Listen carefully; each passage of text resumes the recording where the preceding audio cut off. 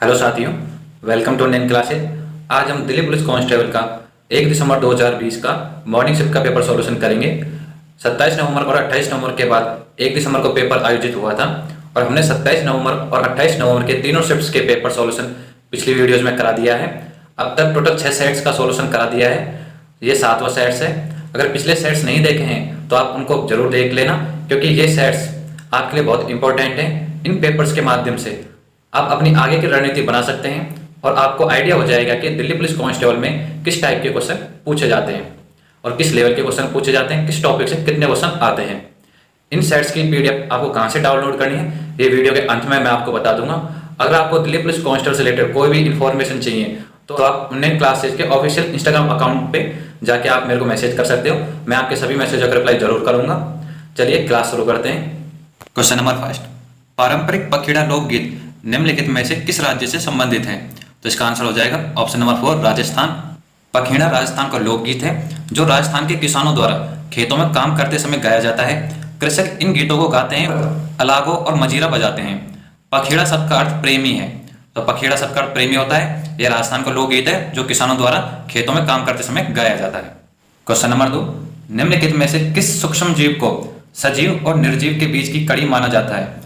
तो इसका आंसर होगा ऑप्शन नंबर 3, विषाणु। विषाणु को वायरस भी कहते हैं। तो वायरस या विषाणु एक प्रकार का सूक्ष्म जीव है जो जीवित कोशिकाओं में प्रवेश करते ही सक्रिय हो जाता है। इसे सजीव और निर्जीव वस्तुओं के बीच की कड़ी कहा जाता है, क्योंकि यह निर्जीव है यदि किसी अन्य जीवित प्राणी के संपर्क में नहीं है।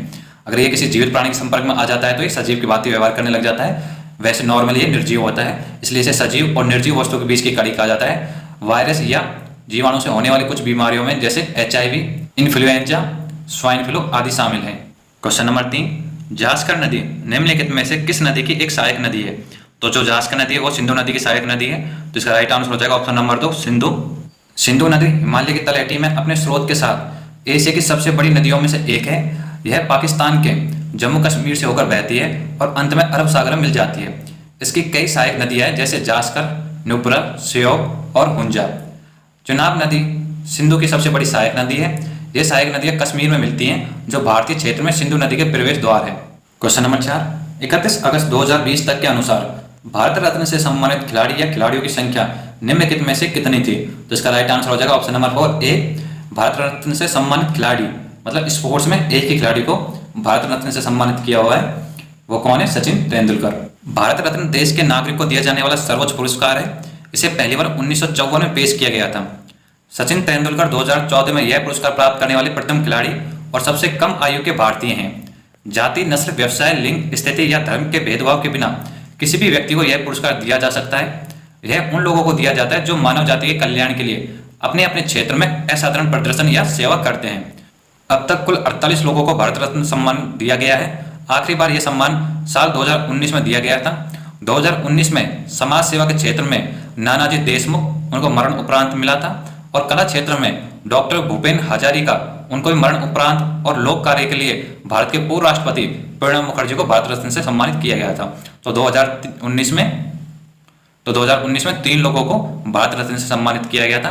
टोटल 48 लोगों को मिल चुका है, स्पोर्ट्स में 1 को मिला है। क्वेश्चन नंबर 5, ईरान का प्रसिद्ध चित्रकार अब्द अस समद निम्नलिखित में से किसके निमंत्रण पर भारत आया था? तो इसका राइट आंसर होगा ऑप्शन नंबर 4, हुमायूं के निमंत्रण पर। चित्रकार अब्दुस समद या अब्द उस समद जो 16वीं शताब्दी में पैदा हुए थे, एक फारसी चित्रकार हैं जिन्होंने मीर सैयद अली के साथ मुगल स्कूल ऑफ मिनिएचर की नींव रखी थी। उनका जन्म ईरान के एक अच्छे परिवार में हुआ था जिनकी समाज में अच्छी पकड़ थी। वह एक प्रतिष्ठित सुलेखक और चित्रकार थे। वह मुगल सम्राट हुमायूं से मिले जो ईरान से निर्वासित थे। हुमायूं के निमंत्रण पर वह 1548 में दिल्ली आए। 1550 से 1595 तक के उनके व्यवसाय को इतिहास में अच्छी तरह से चित्रित किया गया है और कई चित्रों को उनके नाम से मान्यता दी गई। 1572 से वे सम्राट अकबर की एक कार्यशाला के प्रमुख थे और यह माना जाता है कि उसके समय में मुगल शैली का विकास हुआ। क्वेश्चन नंबर 6, केंद्रीय बजट 2020 में घोषित नई आयकर व्यवस्था के अनुसार 5 लाख से 7.5 लाख के बीच कर योग्य आय हेतु कर की दर घटाकर निम्नलिखित में से कितनी कर दी गई है? तो इसका आंसर होगा ऑप्शन नंबर 4, 10%। और अब बजट 2030 में नई टैक्स रिजिम के अनुसार जो हमको टैक्स लगता है वो इस प्रकार लगता है। 2023 के अनुसार 3 लाख रुपए तक इनकम पर कोई टैक्स लागू नहीं होगा। 3 लाख से 6 लाख रुपए तक की कमाई पर 5% टैक्स लागू होगा और 6 लाख से 9 लाख रुपए की सालाना आय पर 10% टैक्स लगेगा और 9 लाख से 12 लाख रुपए की आय पर 15% टैक्स रेट लागू रहेगा और 15 लाख से अधिक सालाना इनकम पर 30% टैक्स लागू रहेगा। क्वेश्चन नंबर 7, टेनिस खिलाड़ी अलेक्जेंडर ज्वेरेव निम्नलिखित में से किस देश का प्रतिनिधित्व करते हैं? तो ये जर्मन देश का प्रतिनिधित्व करते हैं। ऑप्शन नंबर 2 राइट आंसर हो जाएगा। अलेक्जेंडर ज्वेरेव एक रूसी हैं जिनका जन्म 20 अप्रैल 1997 को हुआ था। वह पेशेवर टेनिस खिलाड़ी हैं जो जर्मनी के लिए खेलते हैं। एसोसिएशन ऑफ टेनिस प्रोफेशनल्स ने उन्हें दुनिया में नंबर 3 पर रखा है और जुलाई 2017 से शीर्ष 10 में अपना स्थान बनाए रखा है। उन्होंने 2018 की एटीपी फाइनल में जीत दर्ज की, जो दशक के सबसे कम उम्र के विजेता चैंपियनशिप के रूप में एक रिकॉर्ड है। क्वेश्चन नंबर 8, अशोक के साम्राज्य के निम्नलिखित में से किस भाग में उनके शिलालेख खरोष्टी लिपि में लिखे गए थे? तो इसका राइट आंसर होगा ऑप्शन नंबर 1 उत्तर पश्चिमी भाग में। खरोष्टी लिपि, जिसे इंडो बैक्टीरियन लिपि के रूप में भी जाना जाता है, एक लेखन प्रणाली थी जो मूल रूप से वर्तमान उत्तरी पाकिस्तान में विकसित हुई थी, जो कि 4वीं और 3री शताब्दी ईसा पूर्व के बीच की थी। भारतीय उत्तर पश्चिम में ये शिलालेख एक इंडो आर्यन भाषी प्राकृत में लिखे गए थे। Question number 9, raw A history of India's covert operations नामक पुस्तक के लेखक निम्नलिखित में से कौन है? इसका राइट आंसर हो जाएगा ऑप्शन नंबर 1 यतीश यादव। यतीश यादव लेखक और पत्रकार ने, ये लेखक भी थे और पत्रकार भी थे, ने raw A history of India's covert operation नामक पुस्तक को लिखा है। इसमें भारत की जासूसी एजेंसी द्वारा की गई रिसर्च और एनालिसिस विंग रॉ द्वारा की गई वीर गतिविधियों और गुप्त कार्यों को ध्यान में रखा गया है। यह वास्तविक जासूसों का विस्तृत विवरण देती है और उनके जीवन के अनसुने पहलुओं के बारे में बताती है। रॉ की स्थापना 1968 में रामेश्वर नाथ काव ने की थी। तो रॉ की स्थापना कब हुई थी? 1968 में। किसने की थी? रामेश्वर नाथ काव ने। इस एजेंसी का उद्देश्य भारत की बुद्धिमत्ता को बढ़ाना था, जो कि चीन भारत युद्ध 1962 और 1965 के भारत पाकिस्तान युद्ध में बहुत आवश्यक थी। क्वेश्चन नंबर 10, निम्नलिखित में से किस भारतीय को गणित के क्षेत्र में उनके असाधारण योगदान के लिए जाना जाता है? तो इसका आंसर होगा option number 2 S Ramanujan. S Ramanujan का पूरा नाम था श्रीनिवास रामानुजन, जिनका जन्म 22 दिसंबर 1887 को चेन्नई में एक साधारण परिवार में हुआ था। श्रीनिवास रामानुजन को गणित विषय काफी पसंद था और इस विषय में ये पूरी अंक लाते थे। कहा जाता है कि अन्य विषयों में ये फेल हो जाते थे, लेकिन गणित विषय में पूरे अंक प्राप्त करते थे। ये अपना पूरा ध्यान केवल गणित पर ही देते थे। महज 12 साल की उम्र में उन्होंने त्रिकोणमिति में उत्कृष्ट प्रदर्शन किया था और कई थ्योरम का विकास भी किया था। इन्हीं के जन्मदिन को राष्ट्रीय गणित दिवस के रूप में मनाया जाता है। तो राष्ट्रीय गणित दिवस कब मनाया जाता है? तो 12 दिसंबर को। क्वेश्चन नंबर 11, ईंधन के कैलोरी मान का मात्रक निम्नलिखित में से किस रूप में व्यक्त किया जाता है? तो इसका राइट आंसर होगा ऑप्शन नंबर 5 किलो जूल पर केजी।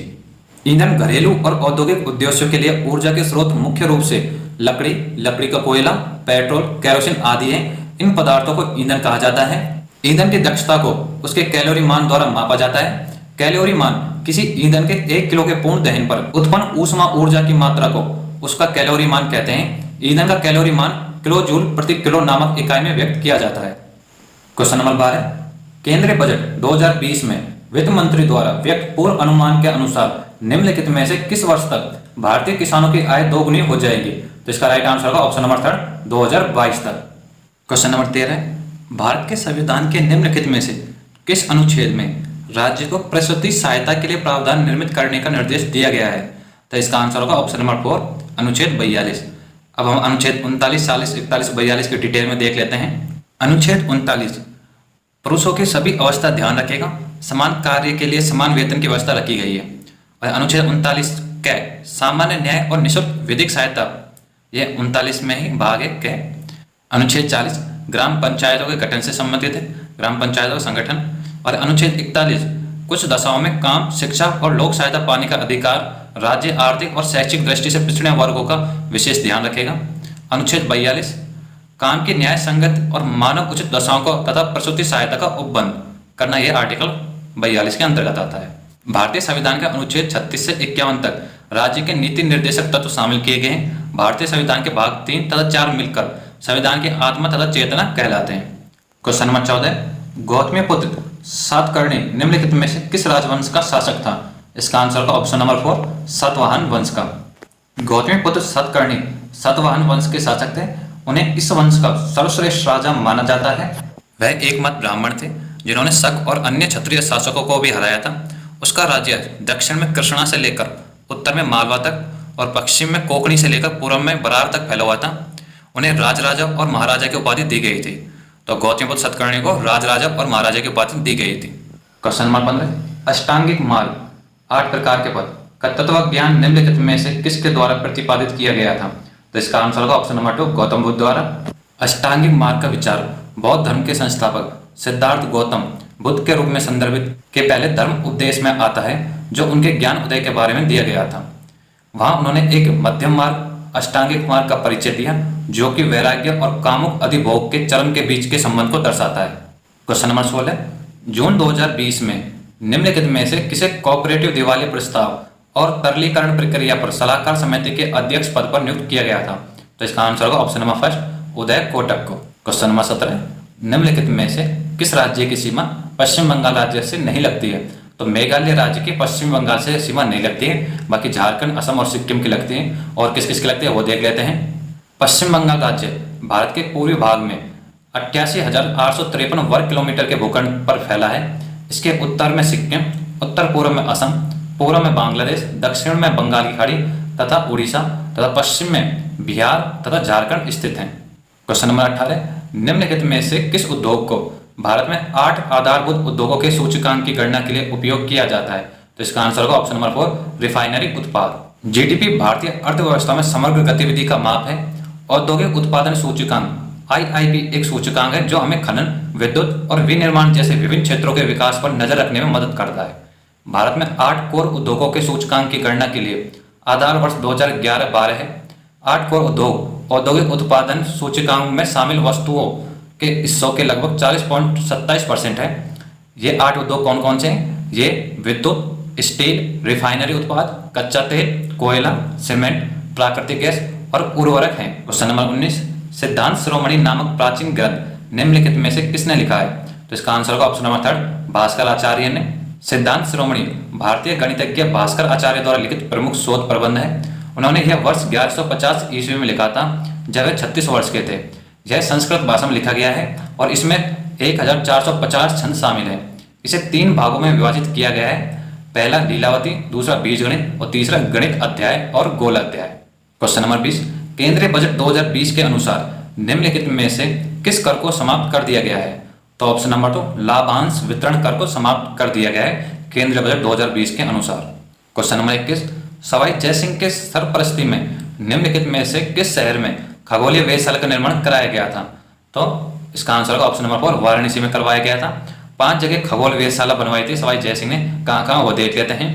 महाराजा जयसिंह द्वितीय 18वीं शताब्दी की शुरुआत में अंबर राज्य के राजपूत शासक थे, जिसे अंबर राज्य अब जयपुर राज्य बोला जाता है। वह गणित, वास्तुकला और खगोल विज्ञान के बेहद शौकीन थे। उन्होंने उत्तर भारत में 5 खगोलीय इकाई का निर्माण किया और उनका नाम जंतर मंतर रखा। उन्होंने नई दिल्ली, उज्जैन, जयपुर, मथुरा और वाराणसी में 5 जंतर मंतर बनाए। क्वेश्चन नंबर 22, भारत में देश की विदेशी मुद्रा के भंडार का संरक्षक निम्नलिखित में से कौन होता है? तो इसका राइट आंसर होगा ऑप्शन नंबर 1, भारतीय रिजर्व बैंक, आरबीआई। भारत में भारतीय रिजर्व बैंक अधिनियम 1934 में रिजर्व बैंक के लिए विदेशी भंडार के संरक्षक के रूप में कार्य करने और परिभाषित उद्देश्यों के साथ भंडार का प्रबंधन करने के लिए सक्षम प्रावधान शामिल है। 1946 में भारत अंतर्राष्ट्रीय मुद्रा कोष का सदस्य बन गया था। और आरबीआई की स्थापना कब हुई थी? आरबीआई की स्थापना 1 अप्रैल 1935 को हुई थी। क्वेश्चन नंबर 23, धम्मचक्र प्रवर्तनम धर्मचक्र प्रवर्तन नामक बौद्ध आयोजन निम्नलिखित में से किस स्थान पर किया गया था? तो इसका आंसर होगा ऑप्शन नंबर 3, सारनाथ में। बुद्ध ने अपना पहला उपदेश सारनाथ में दिया और इस कार्य को धम्मचक्र प्रवर्तन कहा जाता है। धर्म उपदेशक बनने के लिए बुद्ध ने 29 वर्ष की आयु में घर छोड़ दिया। उन्होंने त्याग का विचार मनुष्य की 4 अवस्थाओं, जो बीमार व्यक्ति, बूढ़ा व्यक्ति, लाश और सन्यासी से आया है। वह 7 वर्ष तक घूमते रहे और 35 वर्ष की आयु में उन्होंने बोध गया में आत्मज्ञान प्राप्त किया। फिर उन्होंने अपना पहला उपदेश सारनाथ में दिया। उनका निधन 483 ईसा पूर्व कुशीनगर में हुआ था। क्वेश्चन नंबर 24, सुल्तानगंज, जो बिहार में भागलपुर के निकट है, में खोजी गई गौतम बुद्ध की विशाल प्रतिमा को किस काल की प्रतिमा मानी गई है? तो इसका राइट आंसर है ऑप्शन नंबर 4, गुप्त काल की। सुल्तानगंज बुद्ध एक तांबे की बुद्ध की मूर्ति है जो 500 और 700 ईस्वी के बीच की है। मूर्ति की ऊंचाई 2.3 मीटर है और इसका वजन लगभग 500 किलोग्राम है। यह बिहार के भागलपुर जिले के उत्तरी भारतीय शहर सुल्तानगंज में पाया गया था। यह 1861 में ईस्ट इंडिया रेलवे के निर्माण के दौरान पाया गया था। वर्तमान में यह बर्मिंघम आर्ट गैलरी में इंग्लैंड के बर्मिंघम में रखा गया है। क्वेश्चन नंबर 25, अगस्त 2020 में भारत और किसको शतरंज ओलंपियाड के स्वर्ण पदक का संयुक्त विजेता घोषित किया गया है? तो इसका राइट आंसर होगा ऑप्शन नंबर 4, रूस को। भारत और रूस को 2020 ऑनलाइन शतरंज ओलंपियाड के फाइनल में इंटरनेट डिस्कनेक्शन और सर्वर की खराबी के कारण बाधा पहुंचने के बाद संयुक्त विजेता घोषित किया गया था। प्रारंभ में 2 भारतीय खिलाड़ियों निहाल सरीन और दिव्या देशमुख के फाइनल में पहुंचने के बाद सर्वर से डिस्कनेक्ट होने के बाद रूस को विजेता घोषित किया गया था। भारत ने विवादास्पद निर्णय के खिलाफ विरोध दर्ज किया, जिसकी समीक्षा की गई।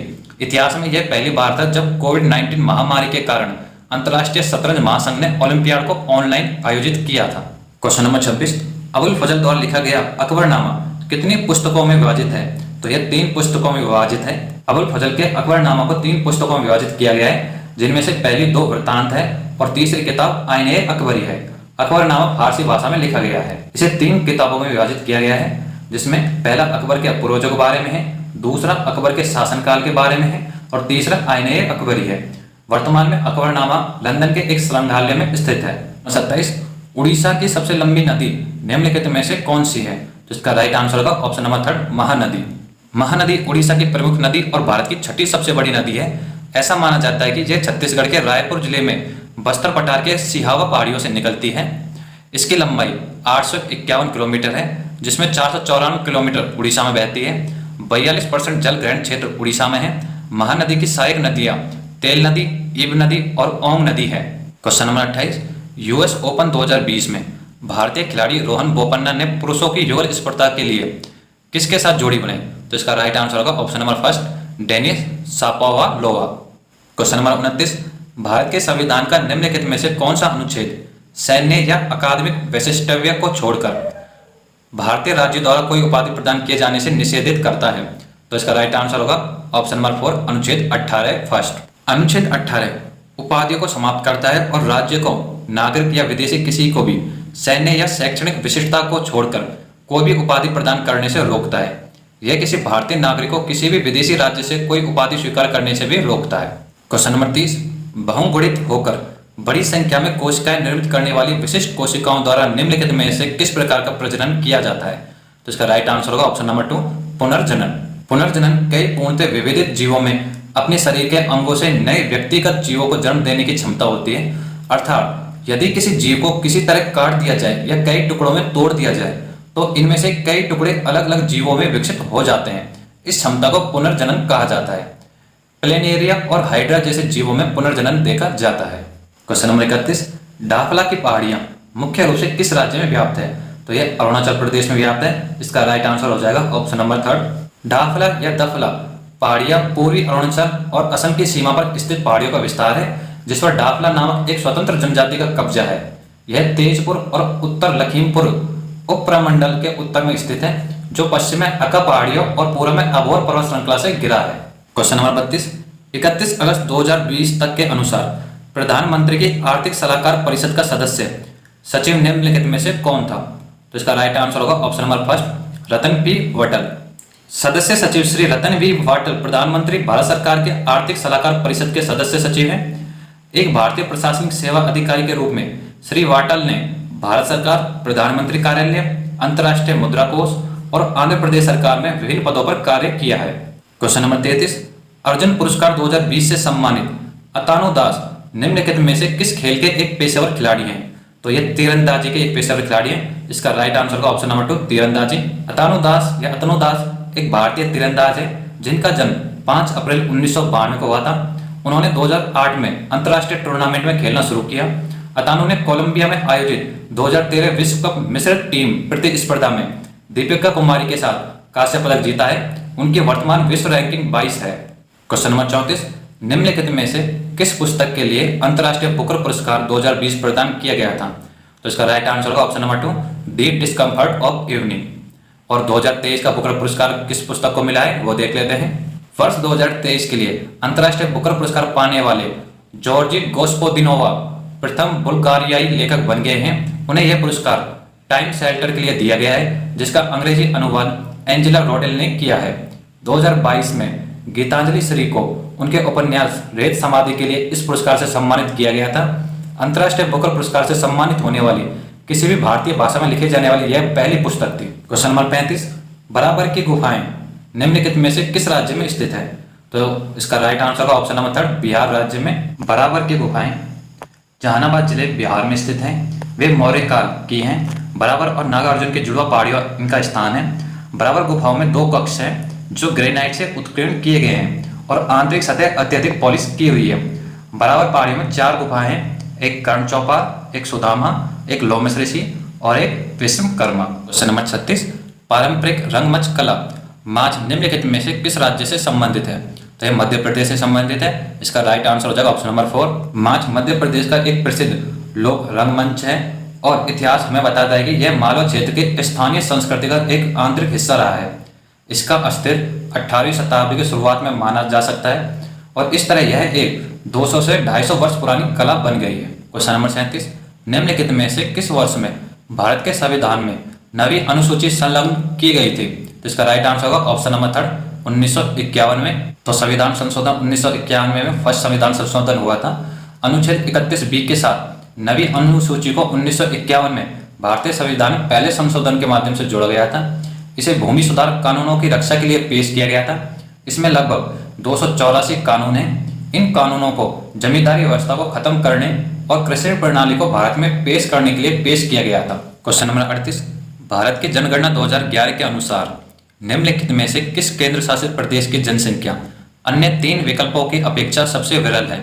तो इसका राइट आंसर होगा ऑप्शन नंबर 4, अंडमान एवं निकोबार द्वीप समूह की जो जनसंख्या घनत्व वो इन बाकी तीनों से कम है। क्वेश्चन नंबर 39, निम्नलिखित में से किस प्राचीनतम ग्रंथ के श्लोकों को संगीतबद्ध किया गया था? तो इसका right answer option number 4, Samaveda, क्योंकि संगीत से संबंधित सामवेद है। सामवेद को मंत्रों और धुनों का वेद माना जाता है। साम का अर्थ है गीत और वेद का अर्थ है ज्ञान। 4 वेदों में से सामवेद वह है जिसमें संगीत है। इसे मंत्रों के ज्ञान का भंडार माना जाता है। इसमें धुन शामिल है और माना जाता है कि यह सबसे पुराना है। इसमें 1549 श्लोक हैं जिनमें से 75 श्लोकों को ऋग्वेद से रूपांतरित किया गया है। क्वेश्चन नंबर 40, केंद्रीय बजट 2020 में वित्त मंत्री ने बैंक जमा बीमा को कितने से बढ़ाकर 5 लाख करने की घोषणा की है? तो इसका राइट आंसर आएगा ऑप्शन नंबर 3, 1 लाख से बढ़ाकर 5 लाख करने की घोषणा की है। वित्त वर्ष 2020 के बजट में वित्त मंत्री निर्मला सीतारमण ने अनुसूचित वाणिज्यिक बैंकों में बैंक जमा बीमा को प्रति जमाकर्ता 1 लाख से 5 लाख रुपए बढ़ाने की घोषणा की है। यह सार्वजनिक धन की सुरक्षा में सुधार के लिए किया गया है। इसका मतलब है कि बैंक बंद होने पर जमाकर्ताओं को अधिकतम 5 लाख रुपए वापस मिलेंगे। क्वेश्चन नंबर 41, भारत के संविधान का निम्नलिखित में से कौन सा अनुच्छेद अल्पसंख्यकों द्वारा शिक्षा संस्थानों की स्थापना और प्रशासन करने का अधिकार निर्दिष्ट करता है? तो ये आर्टिकल 30। तो इसका राइट आंसर हो जाएगा ऑप्शन नंबर 3, अनुच्छेद 30। अनुच्छेद 30 के अनुसार सभी अल्पसंख्यक समूहों को धर्म या भाषा की परवाह किए बिना अपनी प्राथमिकता के शैक्षणिक संस्थानों की स्थापना, रखरखाव, आयोजन और प्रबंधन करने की शक्ति देता है। Question number 42, British east India company का भारत से व्यापार करने का एकाधिकार निम्नलिखित में से किस वर्ष में एक कानून के द्वारा समाप्त कर दिया गया? तो वो 1813 के अधिनियम के द्वारा। तो राइट आंसर हो जाएगा इसका ऑप्शन नंबर 4। 1813 के चार्टर अधिनियम को ईस्ट इंडिया कंपनी अधिनियम 1813 के रूप में जाना जाता है, जिसने भारत के साथ ईस्ट इंडिया कंपनी के एकाधिकार को समाप्त किया। चीन के साथ कंपनी का व्यापार जारी रहा तथा भारत के साथ चाय का व्यापार यथास्थिति रहा। इस कानून में कहा गया कि कंपनी के शासन को 20 और वर्षों के लिए बढ़ाया जाएगा, लेकिन चाय के व्यापार को छोड़कर व्यापार एकाधिकार समाप्त होगा। क्वेश्चन नंबर 43, भारत के संविधान में अनुच्छेद 21A को निम्नलिखित में से किस वर्ष में समावेशित किया गया था? तो इसका राइट आंसर होगा ऑप्शन नंबर 4, 2002 में। वर्ष 2002 में संविधान में 86वां संविधान संशोधन किया गया था। इसमें अनुच्छेद 21 के बाद 21A नामक एक अन्य नया अनुच्छेद जोड़ा गया, जिसने 6 से 14 वर्ष की आयु के सभी बच्चों को शिक्षा के मौलिक अधिकार का प्रावधान किया गया। इसमें कहा गया कि राज्य 6 से 14 वर्ष की आयु के सभी बच्चों को उन उपायों द्वारा निःशुल्क और अनिवार्य शिक्षा प्रदान करेगा जो राज्य कानून द्वारा निर्धारित कर सकते हैं। यह अनुच्छेद 1949 के संविधान में नहीं है, इसे 2002 के 86वें संविधान संशोधन अधिनियम द्वारा जोड़ा गया था। क्वेश्चन नंबर 44, भारत के संविधान में निम्नलिखित में से कौन सा संशोधन लघु संविधान भी कहलाता है? तो इसका राइट आंसर होगा ऑप्शन नंबर 2, 42वां संशोधन।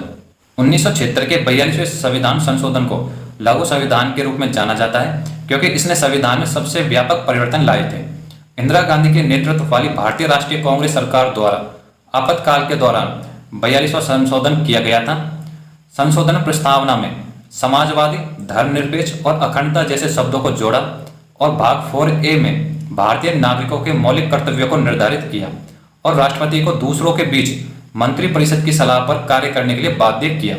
क्वेश्चन नंबर 45, निम्नलिखित में से कौन सा प्रोटीन पाचक एंजाइम छोटी आंत में स्रावित होता है? तो इसका राइट आंसर होगा ऑप्शन नंबर 3, ट्रिप्सिन। अग्नाशय जिसे छोटी आंत भी कहते हैं, क्राइमोट्रिप्सिन और ट्रिप्सिन नामक दो प्रमुख एंजाइमों को स्रावित करता है। ट्रिप्सिन एक प्रोटीन को पचाने वाला एंजाइम है जो प्रोटीन को सरल पदार्थों में तोड़ता है। क्वेश्चन नंबर 46, निम्नलिखित में से किसमें जल का संवहन करने के लिए विशिष्ट ऊतक नहीं पाए जाते? तो इसका राइट आंसर होगा ऑप्शन नंबर 3, फ्यूनेरिया। जाइलम ऊतक पानी के संवहन के लिए है और फिलोएम ऊतक भोजन के संवहन के लिए है। फ्यूनेरिया पादप जगत का है, ये उभयचर होते हैं, उनमें पानी के संवहन के लिए कोई विशेष ऊतक नहीं होता है, वे बीजाणु बनाने की विधि द्वारा प्रजनन करते हैं। क्वेश्चन नंबर 47, निम्नलिखित में से किस राज्य में मैक्लोडगंज नामक एक प्रसिद्ध पर्वतीय स्थल अवस्थित है? तो इसका राइट आंसर होगा ऑप्शन नंबर 2, हिमाचल प्रदेश में यह स्थित है। मैक्लोडगंज धर्मशाला के पास लुभावने परिदृश्य के साथ एक खूबसूरत पहाड़ी स्थान है। मैक्लोडगंज की संस्कृति कुछ ब्रिटिश प्रभाव के साथ तिब्बती का एक खूबसूरत समामेलन है। इसे लिटिल लास या ढासा के नाम से भी जाना जाता है क्योंकि इसमें बड़ी संख्या में तिब्बती शामिल है। यह अपने श्रृंगारल्य मंदिरों और झरनों, झीलों और मठों के लिए प्रसिद्ध है।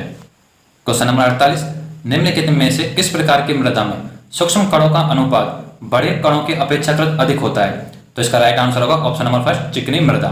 यदि मिट्टी में बड़े कणों का अनुपात अधिक हो तो उसे रेतीली मिट्टी कहा जाता है। यदि बारीक कणों का अनुपात अपेक्षाकृत अधिक हो तो उसे चिकनी मिट्टी कहा जाता है। चिकनी मिट्टी के कण का आकार बहुत सूक्ष्म होता है, अत्यंत सूक्ष्म कण जैसे कि 0.002 nm से 0.05 nm व्यास का। यदि बड़े एवं बारीक कणों की मात्रा लगभग समान हो तो मिट्टी दोमट कहलाती है। रेतीली मिट्टी, चिकनी मिट्टी और दोमट मिट्टी का फर्क आपको समझ में आ गया होगा।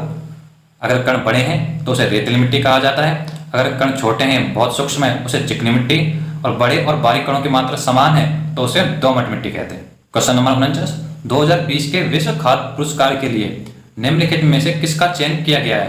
तो इसका राइट आंसर होगा ऑप्शन नंबर 4, रतन लाल। डॉक्टर रतन लाल पंजाब एग्रीकल्चर यूनिवर्सिटी के पूर्व छात्र और ओहियो स्टेट यूनिवर्सिटी के प्रसिद्ध कृषि मृदा वैज्ञानिक डॉक्टर रतन लाल को वर्ल्ड फ्रूट प्राइज 2020 का विजेता घोषित किया गया है। विश्व खाद्य पुरस्कार उन व्यक्तियों की उपलब्धियों को पहचानने वाला एक अंतर्राष्ट्रीय पुरस्कार है जिन्होंने दुनिया में भोजन की गुणवत्ता, मात्रा या उपलब्धता में सुधार करके मानव विकास किया है। वर्ष 2023 का विश्व खाद्य पुरस्कार हेदी कुहू को मिलेगा जो कि संयुक्त राज्य अमेरिका की है। आपको चित्र में दिखाई दे रहा है, ये है यहूदी कुहू। इनके बारे में थोड़ा सा पढ़ लेते हैं। संयुक्त राज्य अमेरिका की यहूदी कुहू को उनके किसान केंद्रित विकास मॉडल के लिए 2023 विश्व खाद्य पुरस्कार मिलेगा जो विनाशकारी संघर्ष के बाद कृषि भूमि, खाद्य सुरक्षा, आजीविका और लचीलेपन को पुनर्जीवित करता है। 2 दशकों से अधिक समय से उन्होंने दुनिया भर के युद्धग्रस्त क्षेत्रों में रहने वाले 10 लाख से अधिक लोगों को कृषि के माध्यम से शांति और समृद्धि बहाल करने का रास्ता दिखाया है। क्वेश्चन नंबर 50, निम्नलिखित में से किस राज्य सरकार ने 2020 में खिलाड़ियों के लिए जीवी राजा पुरस्कार आरंभ किया है? तो ये केरल राज्य सरकार ने 2020 में खिलाड़ियों के लिए जीवी राजा पुरस्कार आरंभ किया है। इसका राइट आंसर हो जाएगा ऑप्शन नंबर 3, केरल। केरल सरकार ने PR गोडवर्मा राजा, जिन्हें जीवी राजा के नाम से भी जाना जाता है, के सम्मान में प्रत्येक वर्ष जीवी राजा पुरस्कार देने की घोषणा की है। जीवी राजा एक खेल प्रोत्साहक थे और युवाओं में खेल को बढ़ावा देने के लिए विशेष रुचि लेते थे।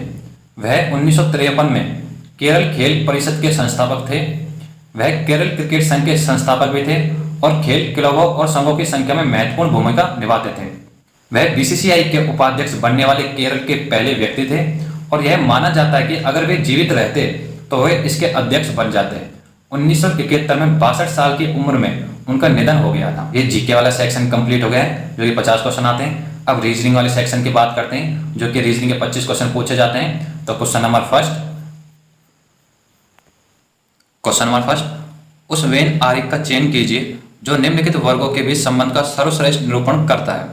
मांसाहारी, शेर और हाथी।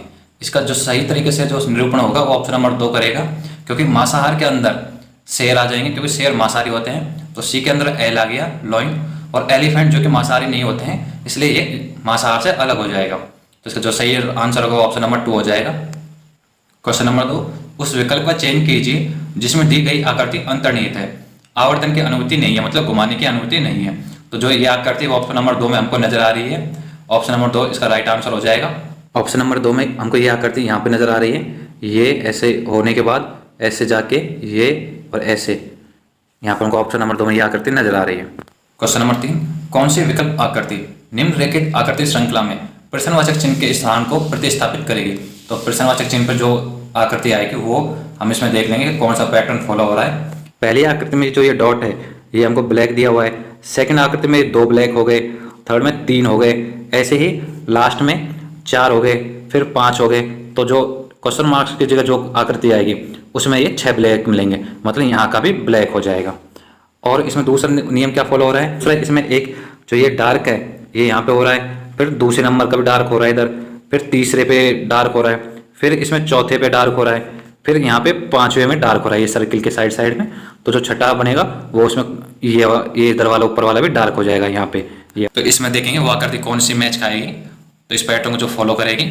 इसमें हम देखेंगे इस पैटर्न को कौन सी ऑप्शन फॉलो करता है, तो ऑप्शन नंबर 4 इस पैटर्न को फॉलो करेगा। तो इसका राइट आंसर हो जाएगा ऑप्शन नंबर 4। क्वेश्चन नंबर 4, नीचे एक कागज को मोड़ने और उसे काटने का तरीका दर्शाया गया है, यह कागज खोलने पर कैसा दिखाई देगा? तो इसको हम घर पे प्रैक्टिकली करके देख सकते हैं। तो हम इसको काट के जब हम इसको खोलेंगे तो ये ऑप्शन नंबर 1 जैसा नजर आएगा। तो इसका राइट आंसर हो जाएगा ऑप्शन नंबर 1। क्वेश्चन नंबर 5, निम्नलिखित 4 आकृतियों में से 3 आकृतियों में एक निश्चित प्रकार की समानता है और एक असंगत है, उस असंगत आकृति का चयन कीजिए। तो वो आकृति हो जाएगी ऑप्शन नंबर 2। वो कैसे? इसमें एक पैटर्न फॉलो हो रहा है, वो देख लेते हैं। इसमें एक पैटर्न फॉलो हो रहा है, वो ये हो रहा है कि जो हमारी ये बिना डार्क वाले वर्ग हैं इनमें, और एक हमको ये स्टार दिया हुआ है बीच में बिना डार्क वाला, तो जो स्टारों की संख्या है बाकी फर्स्ट, थर्ड और फोर्थ में सेम है, लेकिन सेकंड ऑप्शन में ये स्टारों की संख्या 3 है, बाकी में ये सिर्फ कितनी है? 2 है। जैसे कि हम देख सकते हैं फर्स्ट में 2 है, लेकिन सेकंड ऑप्शन में ये स्टारों की संख्या 3 हो गई, थर्ड में 2 है और 4 में भी 2 है। तो इसमें जो असंगत है वो ऑप्शन नंबर 2 हो जाएगा। क्वेश्चन नंबर 6, दिए गए समीकरण को संतुलित करने के लिए किन 2 चिन्हों को आपस में बदला जाना चाहिए? तो इसका राइट आंसर होगा ऑप्शन नंबर 2, भाग और माइनस। भाग की जगह माइनस, माइनस की जगह भाग, जब हम इस समीकरण करेंगे तो ये RHS के बराबर हो जाएगा, मतलब 541 के। तो हम भाग और माइनस को आपस में बदलने पर समीकरण बनेगी 42 - 23 + 870 × 3 / 5। अब बोडो मास के नियम से हम पहले डिवाइड को सॉल्व करेंगे, फिर मल्टीप्लाई को, फिर माइनस प्लस को। तो इसको जब हम कैलकुलेशन करेंगे तो ये आएगा 541, जो कि राइट हैंड साइड के बराबर हो जाएगा। क्वेश्चन नंबर 7, कौन सी विकल्प आकृति निम्नलिखित आकृति श्रृंखला में प्रश्नवाचक चिन्ह के स्थान को प्रतिस्थापित करेगी? तो इसमें हम देखेंगे कि प्रत्येक बॉक्स अपने अपने डायरेक्शन में, अलग अलग डायरेक्शन में घूम रहा है। प्रत्येक बॉक्स की अपनी अलग डायरेक्शन है, तो हम प्रत्येक बॉक्स के डायरेक्शन देख के और क्वेश्चन मार्क की जगह फिट आकृति बैठाएंगे। हम थोड़ा देख लेते हैं। पहले हम देखेंगे कि जो पहला बॉक्स है ये वाला, ये कहाँ पे चला गया? ये सेकंड वाले यहाँ पे आ गया, ठीक है। और जो हमारे जो ये सेकंड वाला है वो हमारे इसके अपोजिट यहाँ पे आ गया, ये सेकंड वाले इसके अपोजिट यहाँ आ गया। और जो हमारा जो ये थर्ड है ये अपने खुद के अपोजिट आके यहाँ आ गया, थर्ड यहाँ पे आ गया। और फोर्थ जो बीच का है वो इस जगह पे आ गया। तो ऐसे ही अब हम देखेंगे कि आकृति क्वेश्चन मार्क की जगह कौन सी आएगी। तो जो हमको दिया हुआ है कि जो स्टार है तो ये अपने कहाँ से आया होगा? ये यहाँ पे होगा फर्स्ट वाली पोजीशन पे, तब जाके स्टार इधर आया है। और स्टार जब यहाँ पे और ये यहाँ पे, तो ये पहले कहाँ पे हुआ होगा? इसके अपोजिट में, तो ये यहाँ पे हुआ होगा इसके, क्योंकि यहाँ से उठ के ये यहाँ पे आया होगा। उसके बाद जो बीच में जो गोला है, जो स्टार है, ये कहाँ से आया होगा? ये बीच में से आया होगा, तो ये बीच में हुआ। तो ऐसे ही जो हमारा ये वाला है ये खुद के अपोजिट चला गया, तो ये यहाँ पे नीचे आ गया। और ये जो इसका मिडिल का है ये इसके यहाँ पे आ जाएगा। तो इसका जो राइट आंसर हो जाएगा ऑप्शन नंबर 1 हो जाएगा। बाकी ऑप्शन देख सकते हैं, इसमें ये आकृति बाकी फिट नहीं आएंगे, तो इसका राइट आंसर होगा ऑप्शन नंबर 1। क्वेश्चन नंबर 8, उस विकल्प का चयन कीजिए जिसका तृतीय संख्या से वही संबंध है जो द्वितीय संख्या का प्रथम संख्या से है। तो प्रथम संख्या से द्वितीय संख्या क्या संबंध है वो देख लेते हैं। इसका जो राइट आंसर आएगा वो ऑप्शन नंबर 4 आएगा। 4201 कैसे आएगा वो देख लेते हैं। तो इसमें यह पैटर्न फॉलो हो रहा है कि जो प्रथम संख्या है 7259 में जो प्रथम 2 डिजिट है 7 और 2, ये आपस में मल्टीप्लाई होंगे और फिर आपस में जो संख्या आएगी वो आपस में चेंज हो जाएगी। तो 7 × 2 करेंगे तो आएगा 14, 14 एक दूसरे के स्थान पे एक्सचेंज हो जाएगी, 1 4 की जगह 4 1 की जगह, तो हो जाएगा 41। ऐसे लास्ट के जो 2 डिजिट हैं 59 वो भी आपस में मल्टीप्लाई हो जाएंगे, तो 5 × 9 यह आ जाएगा 45, 9 × 5 45, और 4 5 की जगह 5 4 की जगह, तो ये बन जाएगी संख्या 4154। इसी प्रकार हम देखेंगे 3852 में प्रथम दो डिजिट 3 और 8 है, इसको आपस में मल्टीप्लाई करेंगे तो ये आ जाएगा 24। अब 24 आने पर एक दूसरे का अंक एक्सचेंज कर देंगे, तो 2 की जगह 4, 4 की जगह 2, तो ये हो जाएगा 42। ऐसे लास्ट के दो डिजिट हैं 52, तो 5 × 2, 5 दूनी 10, तो 0 1 की जगह 0, तो जो संख्या बनेगी वो बनेगी 4201। क्वेश्चन नंबर 9, एक कूट भाषा में पैरट को RLNMUI के रूप में लिखा जाता है, उसी भाषा में CUCKOO को किस प्रकार लिखा जाएगा। तो इसमें जो पैटर्न फॉलो होगा वो हम देख लेते हैं। इसका जो राइट आंसर होगा वो ऑप्शन नंबर फर्स्ट होगा, MLGXOV। कैसे वो देख लेते हैं। इसमें जो पैटर्न फॉलो हुआ इस प्रकार से हो रहा है कि जो P है वो 16 नंबर पर आता है, A 1 पे, R 18 पे और R 18 पे, O 15 पे और T 20 पे। तो ये अपनी अपनी संख्या का नीचे वाली संख्या के जो लास्ट डिजिट है, जो पहले का संबंध P का संबंध I से है, A का U से है, R का M से, दूसरा R का N से, O का L से और T का R से। तो जो P अपने जो आता है वो 16 नंबर पे आता है, तो 16 - 7 करेंगे तो हमारा I आ जाएगा। ऐसे ही हम A 1 पे आता है, A में -6 करेंगे तो A 1 पे आता है -6 करेंगे तो ये संख्या जो आएगी वो 21 आ जाएगी, क्योंकि A 1 पे आता है 1 चला गया, फिर उल्टी संख्या माइनस हो रहा था, उल्टी साइड को हम काउंट करेंगे तो 26, 25, 24, 23 ऐसे U 21 पे, तो ये 21 पे U आता है, तो U आ जाएगा। R कितने पे आता है 18 पे, 18 - 5 करेंगे तो हम जो संख्या आएगी वो क्या आ जाएगी 13, तो 13 पे क्या है M। फिर 18 - 4 करेंगे तो हमारी संख्या आ जाएगी N, क्योंकि 18 4 जाएंगे तो 14, 14 पे N है। वो कितने पे आता है, वो आता है 15 पे, 15 - 3 करेंगे तो 12 आएगा, तो 12 पे आता है कौन सी संख्या L आता है। और ऐसे ही T कितने पे आता है 20 पे, 20 में -2 करेंगे तो 18, 18 पे R आता है। तो इस प्रकार पहले का संबंध लास्ट किसे हो रहा है, और ऊपर -7, -6, -5, -7 से घटाते हुए -2 तक माइनस करना है। अब हम जो हमको निकालना है वो देख लेते हैं। CUCKOO में C कितने पे आता है 3 पे, तो -7 जाएगा तो ये कितना बन जाएगा 22, तो 22 पे क्या आता है V, तो अंतिम में V संख्या आएगी। U में तो अंतिम में V लेटर आएगा। U कितने पे आता है 21 पे, 21 में -6 गया तो कितना हो गया ये 15, 15 पे क्या आएगा O आएगा। C कितने पे आता है 3 पे, 3 में -5 गया तो क्या संख्या आएगी 24, 24 में कौन सी आता है X। ऐसे ही K कितने पे आता है 11 पे, 11 में -4 गया तो 7, 7 पे कौन सा आता है G। ऐसे ही O कितने पे आता है 15 पे, 15 - 3 करेंगे तो 12, 12 पे क्या आता है L। फिर लास्ट का O है वो भी 15 पे आता है, तो उसमें -2 होगा, तो -2 होगा तो संख्या आएगी 13, 13 पे कौन सा अल्फाबेट आता है M। तो इसका राइट आंसर हो जाएगा MLGXOV। क्वेश्चन नंबर 10, एक गैर मानक पासे की 3 भिन्न भिन्न स्थितियां दर्शाई गई हैं। विकल्पों में से उस अक्षर का चयन कीजिए जो अक्षर T वाले पृष्ठ भाग के विपरीत पृष्ठ भाग पर होगा। तो हम इसमें जो राइट आंसर होगा ऑप्शन नंबर 3 आ जाएगा G। वो कैसे वो देख लेते हैं। हम इसमें देखेंगे पासा दूसरा और तीसरा पासे को देखेंगे, दोनों में TA कॉमन है, तो जो कॉमन नहीं है R और F, तो R और F एक दूसरे के अपोजिट हो जाएंगे। पासा नंबर फर्स्ट और थर्ड को देखेंगे, इसमें R कॉमन है, अर्थात R और R जब कॉमन हो जाएंगे तो R का अपोजिट F है, तो E के अपोजिट R नहीं हो सकता, G नहीं हो सकता और F नहीं हो सकता, तो E के अपोजिट A हो जाएगा और बचा क्या G, तो वो T के अपोजिट हो जाएगा। तो इसका राइट आंसर हो जाएगा ऑप्शन नंबर 3। क्वेश्चन नंबर 11, यदि ऊर्ध्वाधर दर्पण को दी गई आकृति के दाईं ओर रखा जाए तो दर्पण में निर्मित इस आकृति के सही प्रतिबिंब का चयन कीजिए। जैसे कि चित्र में दिया हुआ है, तो इसमें जब हम ये दर्पण मिरर रखेंगे तो इसका जो प्रतिबिंब बनेगा वो दाएं का बायां और बाएं का दायां दिखाई देगा, अर्थात जो इसका राइट आंसर होगा वो ऑप्शन नंबर 3 हो जाएगा। 3 में हमको ये दिया हुआ है, आप इसको रख के भी देख सकते हैं। क्वेश्चन नंबर 12, निम्नलिखित 4 शब्दों में से 3 शब्दों में एक निश्चित प्रकार की समानता है और एक असंगत है, उस असंगत विकल्प का चयन कीजिए। तो इसका जो असंगत हो जाएगा वो अल्पविराम हो जाएगा, ऑप्शन नंबर 1। बाकी second, third, fourth option, second में प्रत्यावर्तन, पुनर्जन्म और पुनर्यौवन, मतलब तीनों जो रिस्टोर, रिजनरेट और रिजेवनेट, ये तीनों को क्या है कि दोबारा से रिपीट हो रहा है, लेकिन अल्पव्यय ये इनसे अलग टर्म है, तो इसका जो राइट आंसर हो जाएगा ऑप्शन नंबर 1 हो जाएगा।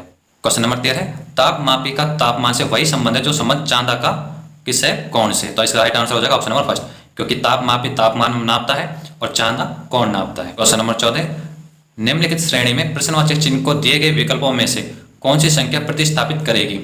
1, 5, 13, 29, क्वेश्चन मार्क 125, 253, 509, 1021। तो क्वेश्चन मार्क के स्थान पे 61 आएगा, तो इसका राइट आंसर हो जाएगा ऑप्शन नंबर 3 61। कैसे वो देख लेते हैं। इसमें सबसे पहले संख्या को 200 गुणा करेंगे और फिर उसमें 3 जोड़ देंगे, इससे हमें अगला नंबर प्राप्त होता है।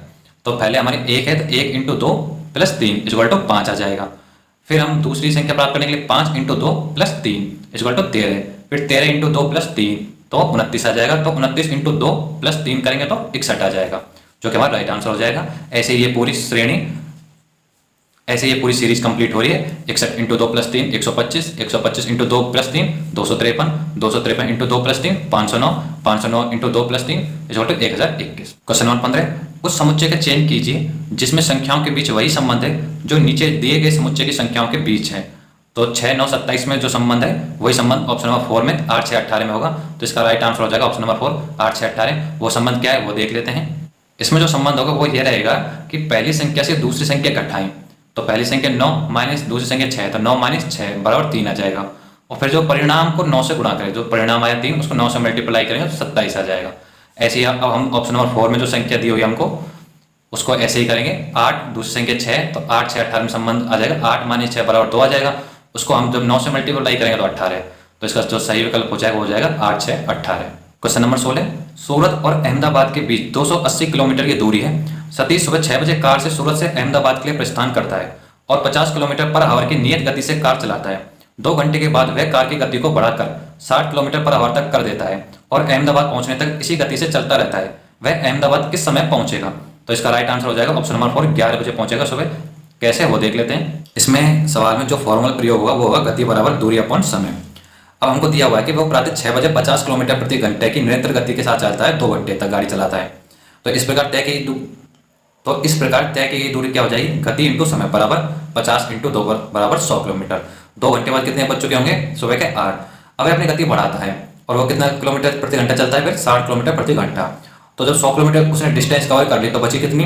280 माइनस 100 बराबर 180 किलोमीटर। अब 180 किलोमीटर 60 किलोमीटर प्रति घंटे से दूरी तय करने में कितना समय लगेगा?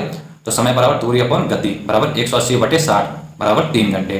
तो प्रारंभ में 2 घंटे लिए गाड़ी चलाता है, फिर 3 घंटे के लिए। तो प्रातः 6 बजे से कुल 5 घंटे लगे, तो कितना बच जाएंगे? इस प्रकार सुबह 11 बजे वह अहमदाबाद पहुंचेगा। 6 + 5 बराबर 11। इसका राइट आंसर हो जाएगा प्रातः 11 बजे। क्वेश्चन नंबर 17, निम्नलिखित 4 आकृतियों में से 3 आकृतियों में एक निश्चित प्रकार की समानता है और एक असंगत है। उस असंगत आकृति का चयन कीजिए। तो हम इसमें देखेंगे इसका जो राइट आंसर होगा ऑप्शन नंबर फर्स्ट होगा, क्योंकि ऑप्शन नंबर फर्स्ट में जो त्रिभुज है वो समकोण त्रिभुज दिया हुआ है, बाकी सब में समबाहु त्रिभुज दिया हुआ है। हम देख सकते हैं ऑप्शन नंबर 2 में समबाहु त्रिभुज है, ऑप्शन नंबर 3 में भी और ऑप्शन नंबर 4 में भी। इस प्रकार जो राइट आंसर हो जाएगा वो हो जाएगा option number first. Question number 18, निम्नलिखित वेन आरेख में आयत शिक्षिकाओं को, त्रिभुज रसायन विज्ञान के शिक्षकों और शिक्षिकाओं को और वृत्त भौतिकी के शिक्षकों और शिक्षिकाओं को निरूपित करता है। दी गई संख्याएं उस विशिष्ट वर्ग के लोगों की संख्याओं को दर्शाती है। तो हमको निकालना है उन शिक्षिकाओं की संख्या कितनी है जो भौतिक विषय नहीं पढ़ाते हैं। तो सबसे पहले हम शिक्षिकाओं को देखेंगे जो हमको आयत रिप्रेजेंट कर रहा है। तो आयत के अंदर आएंगे वो शिक्षिकाएं, और इसमें हम देखें जो भौतिक विषय नहीं पढ़ाते। तो भौतिक विषय कौन पढ़ाते हैं? व्रत। तो व्रत को छोड़ के जो आयत में जो संख्या बचेंगी वो हमारा आंसर हो जाएगा। तो व्रत को छोड़ के जो संख्या बच रही है आयत के अंदर वो बच रही है 7 और 21। तो 7 + 21 कितने हो जाएंगे? 28। तो इसका राइट आंसर हो जाएगा ऑप्शन नंबर 3 28। क्वेश्चन नंबर 19, उस विकल्प का चयन कीजिए जिसका आकृति सी से वही संबंध है जो आकृति बी का आकृति ए से है। तो हम आकृति ए और बी में संबंध देखते हैं। इसमें 4 आकृति दी हुई है, चारों का अपना अपना अलग अलग मूवमेंट है। तो जो पहले में जो एरो है वो नीचे के साइड को अपोजिट हो गया और डार्क हो गया। ऊपर का है वो 90 डिग्री दाईं तरफ घूम गया और आधा डार्क हो गया। इस प्रकार जो हमारा जो षटभुजकार आकृति है वो पहले डार्क थी, बी में वो डार्क से व्हाइट हो गया है, और जो हमारा त्रिभुज है वो 90 डिग्री की तरफ घूम गया है दाईं तरफ। तो ऐसे हम प्रत्येक आकृति को वही पैटर्न फॉलो करेंगे। तो इसका जो राइट आंसर हो जाएगा वो हो जाएगा ऑप्शन नंबर 3। क्वेश्चन नंबर 21, निम्नलिखित श्रेणी में प्रश्नवाचक चिन्ह को दिए गए विकल्पों में से कौन सी संख्या प्रतिस्थापित करेगी? तो 21, 13, 33, 36, 67, 81, क्वेश्चन मार्क 49, 102। तो क्वेश्चन मार्क की जगह आएगा संख्या 24। तो इसका राइट आंसर हो जाएगा ऑप्शन नंबर 4। वो कैसे वो देख लेते हैं। इसमें जो पैटर्न फॉलो हो रहा है वो इस प्रकार हो रहा है कि जो संख्या है वो आपस में उल्टा करेंगे और उसमें पूर्णांक जोड़ते चले जाएंगे। पहले 1 जोड़ेंगे, फिर 2, फिर 3, ऐसे क्रमशः जोड़ते चले जाएंगे। तो पहली संख्या 21 है, तो 21 से शुरू करेंगे तो 21 का उल्टा क्या हो जाएगा? 1 2 की जगह 2 1 की जगह, तो 12 बन जाएगा। तो 12 + 1 बराबर क्या हो जाएगा? 13। अब 13 को उल्टा करेंगे, तो 13 को उल्टा करेंगे तो ये हो जाएगा 31 + 2, ये हो जाएगा 33। फिर 33 को उल्टा करेंगे तो 33 का 33 ही रहता है, +3 बराबर 36। अब 36 को उल्टा करेंगे तो 6 3 की जगह 3 6 की जगह, तो ये हो जाएगा 63 + 4 67। 67 का उल्टा 76 + 5 = 81। 81 का उल्टा क्या हो जाएगा? 18 + 6 = 24। तो हमारा राइट आंसर हो जाएगा 24। क्वेश्चन नंबर 22, उस विकल्प आकृति का चयन कीजिए जो दी गई आकृति में प्रश्नवाचक चिन्ह के स्थान को प्रतिस्थापित करेगी और प्रतिरूप को पूर्ण करेगी। तो इसको जो इस आकृति को पूरा करेगी वो ऑप्शन नंबर 2 रख के देखेंगे तो ये पूरा करेगी, तो इसका राइट आंसर हो जाएगा ऑप्शन नंबर 2।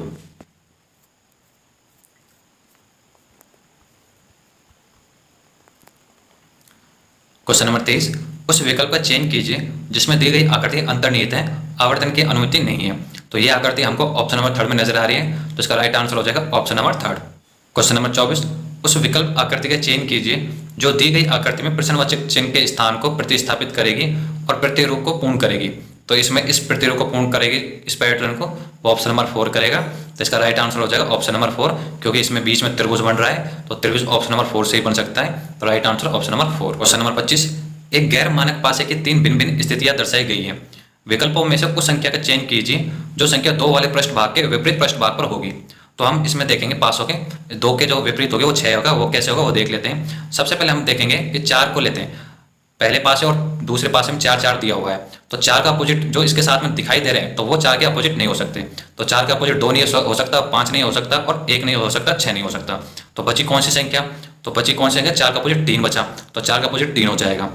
अब हम देखते हैं पासा से नंबर 2 और पासा नंबर 3 को देखते हैं। इसमें 6 6 कॉमन है, तो 6 का अपोजिट 3 नहीं हो सकता, 5 नहीं हो सकता, जो कि पासे 2 में दिया हुआ है। ऐसे ही पासा 3 में 1 और 4 दिया है, तो 6 का अपोजिट 1 भी नहीं हो सकता, 4 नहीं हो सकता, 3 नहीं हुई है तो 5 भी नहीं, तो बचा क्या? 2। तो 6 का अपोजिट क्या हो जाएगा? 2। तो इसका राइट आंसर हो जाएगा 2 का अपोजिट क्या है? 6। अब हम मैथ वाले सेक्शन की बात करते हैं। रीजनिंग के 25 क्वेश्चन कंप्लीट हो गए, मैथ्स के 15 क्वेश्चन आते हैं। क्वेश्चन नंबर 1, किसी वस्तु पर 32% की छूट के साथ और 20% और 12% की 2 क्रमिक छूटों के बाद उसके विक्रय मूल्यों के बीच के अंतर 36 है, उस वस्तु का अंकित मूल्य कितना है?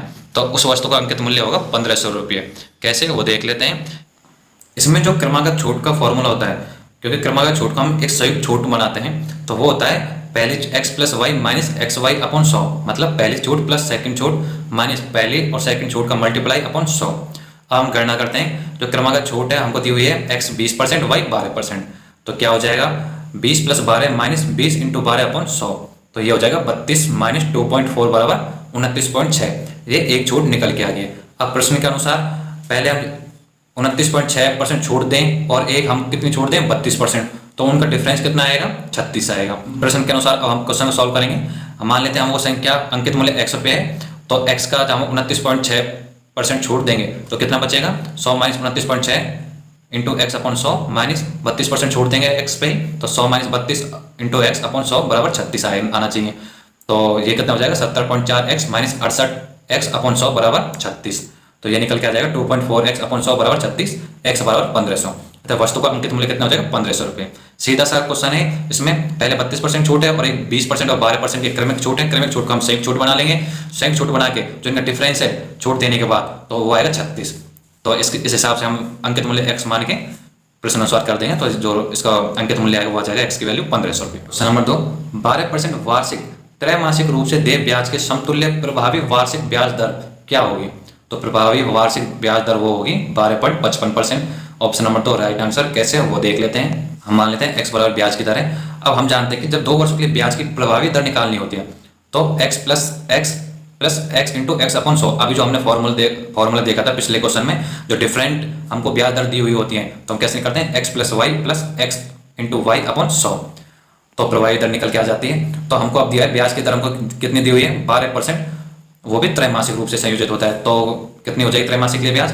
12.4 बराबर 3%। तो प्रभावी ब्याज दर क्या हो जाएगी? त्रैमासिक के रूप में हम 4 से डिवाइड करते हैं, क्योंकि 3 मास के 4 सेट बन जाते हैं एक वर्ष में। तो प्रभावी ब्याज की दर कितनी हो जाएगी? 3% प्लस 3% प्लस 3 इंटू 3 अपॉन 100 बराबर 6.09%। ये तो होगी 2 साल के लिए। अब हमको, क्योंकि हम जानते हैं कि त्रैमासिक 4 सेट बनते हैं एक साल में, तो 2 वर्ष के लिए तो ये हो गया।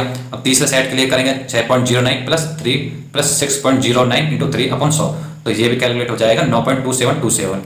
तो अब हम ये 3 साल के लिए हो गया, ये 3 साल के लिए हो गया। अब हम 34 साल के लिए निकालेंगे।